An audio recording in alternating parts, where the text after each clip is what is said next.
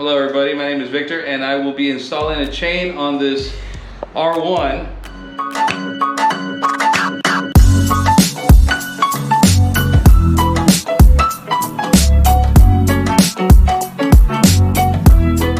In this particular case, this chain, this bike doesn't have a chain right now, so it's a little different when you have to install a chain without a chain there, because now you got to take off the front sprocket cover instead of just running it through with the existing chain. So the first thing we got a D.I.D VX3, which is an excellent chain. It's an X-ring chain. Do I go? Okay. So before you install a chain, you always want to ensure that since you're not replacing the sprockets, you have to ensure that the chain you're going to install onto these existing sprockets are the right pitch, which means that the chain itself will roll evenly over the sprocket, and this one does. If it's not the proper pitch, it won't fit onto the sprockets, and you pretty much are wasting your time. So in this particular case, it does fit. This is the proper chain. We've got 118 links. The bike takes 114, so we're gonna have to cut down a few lengths to size it properly. So now that we know that we have the right chain, the next thing you wanna do is you want to bring the axle as close as you can so that you can give yourself some room for adjustment as the chain stretches. In this particular case, we're gonna need a 32mm socket. We're gonna loosen the axle nut. We don't have to take it completely out, we just need to loosen it so that we can adjust the adjusting bolt and nut. And what size do you got there? 32. You want it a little bit tight, but not too tight. You want to be able to move it. You want to be able to slide it, but you don't want it to be able to move on its own. These are 12mm. It's a lock nut. Break that loose, and you can bring in the bolt. This was a 12? Yeah, this is 12mm. You want to bring the bolt in as much as you can.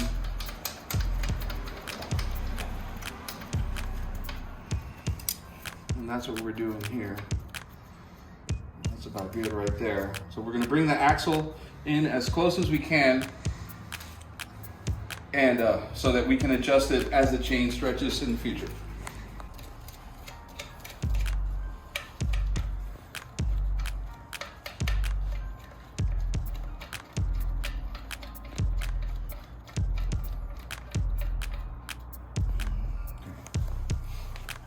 Now we can go ahead.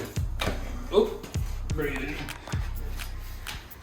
There you go. So now we've got the axle forward. Now the next thing we need to do is remove the front sprocket cover so that we can get the chain over the front sprocket. In this case, it's an 8mm. Okay. You wouldn't happen to have a marker, would you? No, if you don't, no big deal. Okay.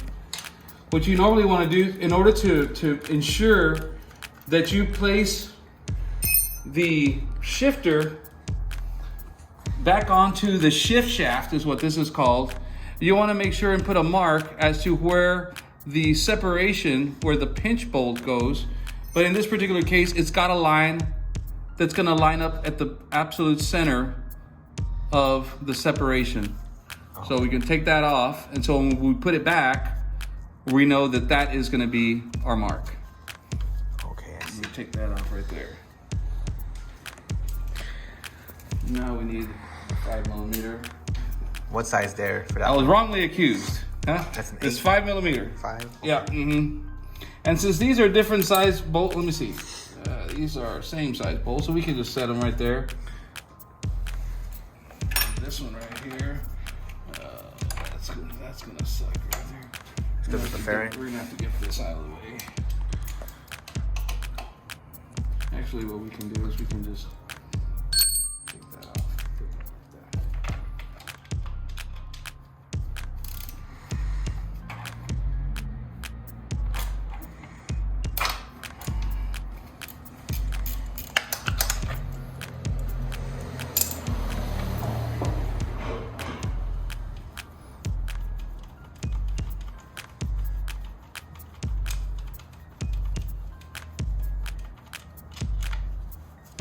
Okay.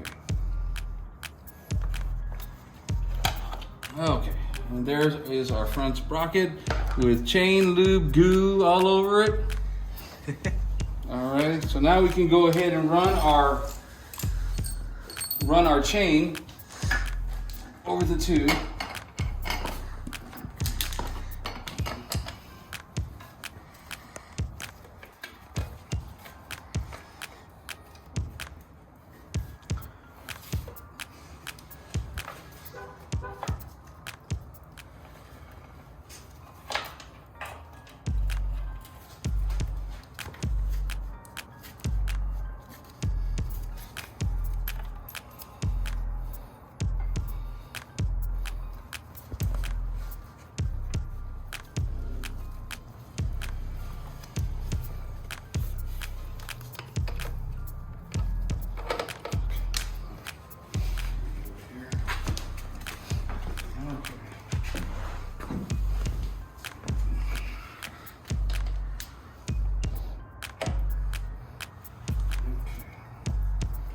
So that's pretty much, it is a little loose. We can probably get it right there. There you go. Okay. But that's not gonna work. See, this is not gonna work because the link is not going to be able to hook up between the two. So we're either, and that's a little too tight. So we're going to have to go one link down, one tooth down, and then this right here is where the master link, we're going to cut this one off and we're going to hook the master link to this too and then adjust it out. So this is where we're cutting. Grind the plate off here so that we can put our master link on to join the chain.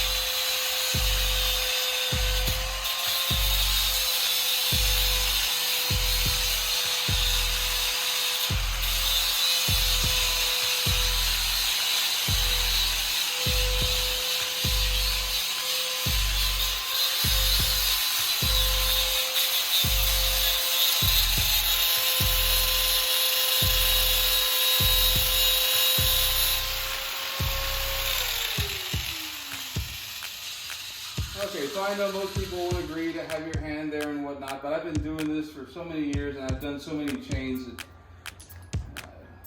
you can criticize all you want. I still have all 10 fingers and I'm still doing it. All right, so now what we did was we ground off the pins on the length that we're gonna cut and see how it's flush right there. So now we can go ahead and take a screwdriver. This is a screwdriver I've used forever and that's why it's more that way. Because I stick it right through here, in between the two, knock it.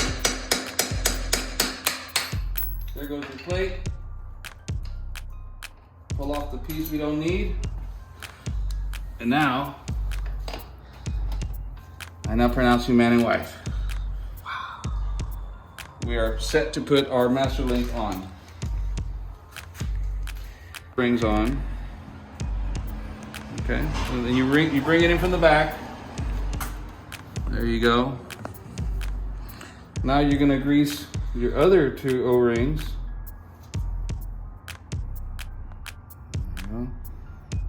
Always remember, in the motorcycle industry, lube is your friend. Okay. All right, so now that we've got the plate on there for the master link, what we're gonna do is we're gonna press it in so that we can get to the groove to put our clip on. And the groove is right there. The groove is right there. And then when we put the plate on, we need the groove to be sticking out so then we can stick the clip in. Okay, so I'm gonna put that on there. Now, okay, you got it? Okay, so we're gonna rotate that. And bring it to the bottom. And now you say to yourself, Victor, how do I know how far I need to press this thing in? What if it's a rivet master link? What am I gonna do? How do I know I'm not going enough? How do I know if I went too far? I'll explain that to you very simply. If you think about it, this is a chain tool here. If you think about it, every link on this entire chain, other than the master link that you're going to install, is pressed exactly the same, to the 10,000ths of an inch, okay? So what would be the smart thing to do?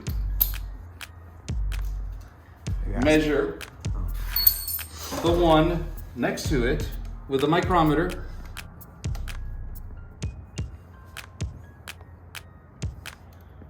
Okay, measure that right in the center. Look at that. And it's 763. Okay, so we want to press this master link so that it's 763. Yeah, 762, 763 in that area. Okay, so that's our goal.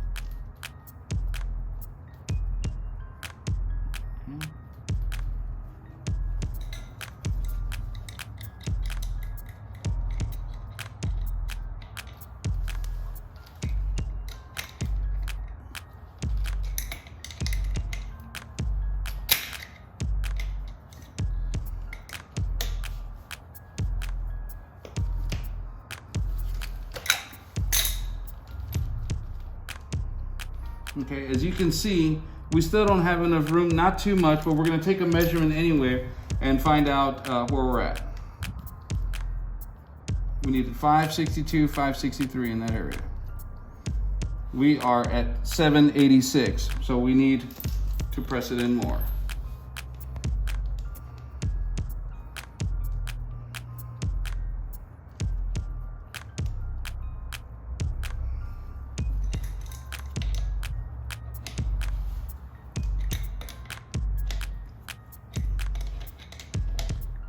What is that tool you're using called?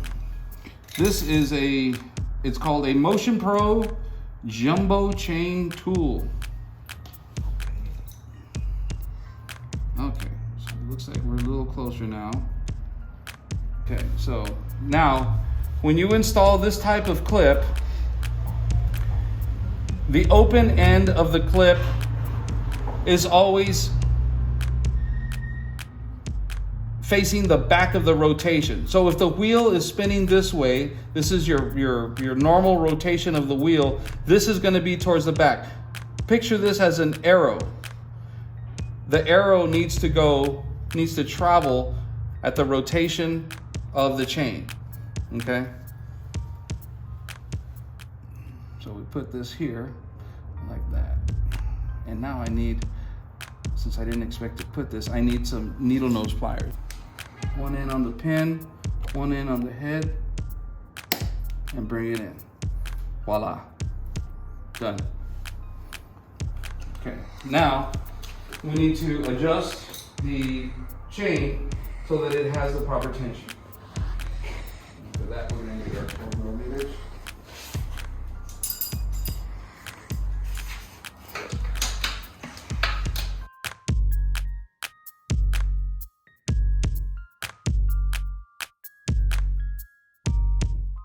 So what are you doing right now? We're adjusting it so that we can, because the chain is too loose. So we need to put the proper tension on the chain. So adjusting it pushes this back? Yeah, adjusting it, yeah, exactly. Okay. Adjusting it either, out will bring the axle out, which will then tighten up the chain. This particular case, our center is right on the 5th mark, right there, and that's where we want the center on that side over there. It's on the 5th mark. There. I think that's going to be about right there. There you go. That's the proper slack. You want to check it in the center of the chain between the sprockets. And that's where we want it to be right there. So now we go ahead, tighten up our axle.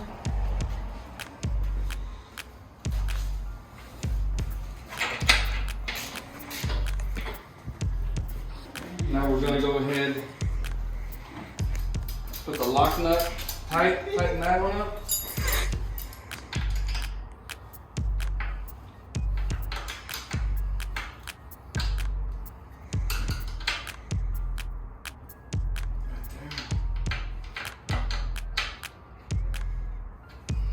Side.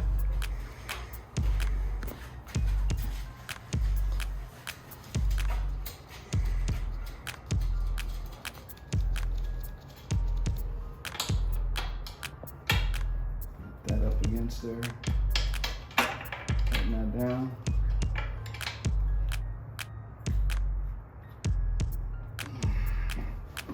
Okay, so now we're tight. Move. No jumping of the chain, which is one thing you don't want. You don't ever want to rotate your wheel and have your chain jumping up and down. That means that there is a kink somewhere in your chain, and that's hard to take out. You probably have to replace your chain at that point. In this particular case, we're good. So we're ready to put the front sprocket cover back on, put the shifter on, and go ride.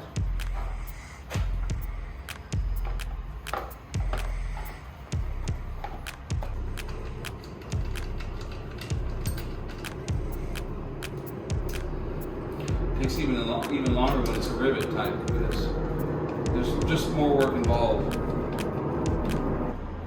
Your knees hurting? My knees? Mm-hmm. Not after another shot. I should get this man another shot.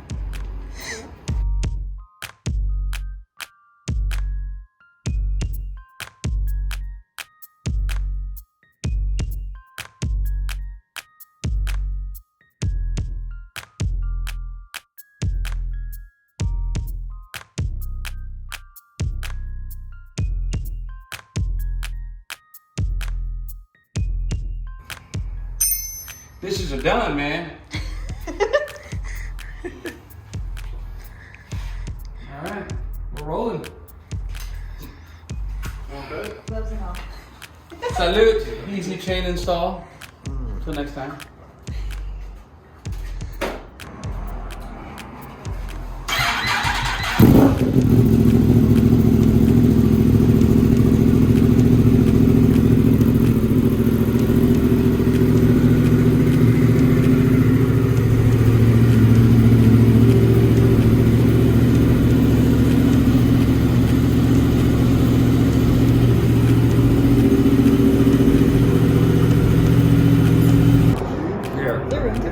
Keeping the rubber on the road.